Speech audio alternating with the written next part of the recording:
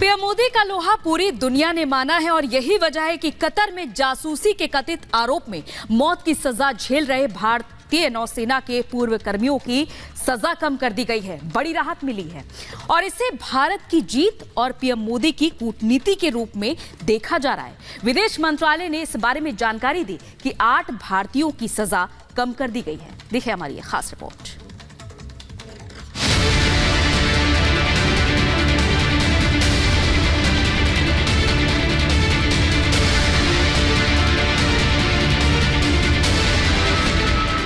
भारत की कूटनीतिक जीत।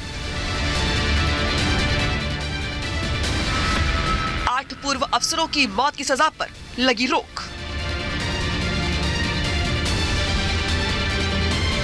भारत के लिए आज का दिन किसी राहत से कम नहीं है।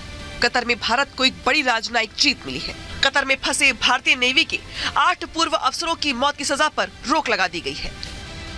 ये जो खबर है ये निसंदेह है पूरे भारत के लिए और विशेष रूप से जो भारतीय नौसेना के पूर्व अधिकारियों के जो परिवारजन हैं उनके लिए एक बड़ी राहत की खबर है। ये भारत की कूटनीतिक जीत ही कही जाएगी। प्रधानमंत्री नरेंद्र मोदी की कतर के अमीर शेख तमीम बिन हमल अल थानी से मुलाकात और सैकड़ों फोन कॉल्स का ही असर रहा कि भारत को इस मामले में बड़ी जीत मिली है। बधाई देता हूँ, शुक्रिया अदा करता हूँ।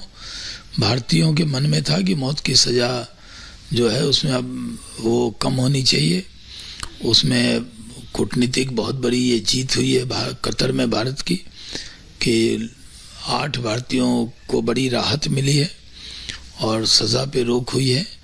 इसके लिए कतर गवर्नमेंट का भी और भारत सरकार का भी बहुत शुक्रिया अदा करते हैं।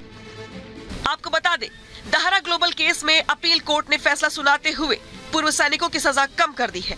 भारतीय विदेश मंत्रालय ने कहा कि कतर में हमारे राजदूत और अन्य अधिकारी अपील कोर्ट में परिवार के सदस्यों के साथ मौजूद थे।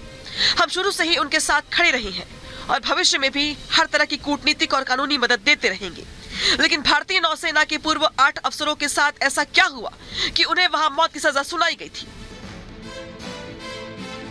इसी साल दिसंबर की शुरुआत में ही प्रधानमंत्री मोदी ने कतर के शासक अमीर शेख तमीम बिन हमल अल थानी से मुलाकात की थी। तब भी पूर्व नौसैनिकों की मौत की सजा वाला मुद्दा उठाया था।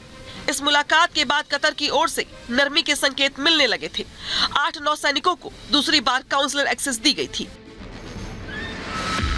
26 अक्टूबर फांसी की सजा का ऐलान। 20 नवंबर अपील पर सुनवाई हुई। 23 नवंबर दोबारा अपील पर सुनवाई। 1 दिसंबर दुबई में मोदी अमीर शेख की मुलाकात। 3 दिसंबर भारत को काउंसलर एक्सेस मिला। 7 दिसंबर अपील पर फिर एक बार सुनवाई हुई। 28 दिसंबर अपील कोर्ट ने फांसी की सजा पलटी।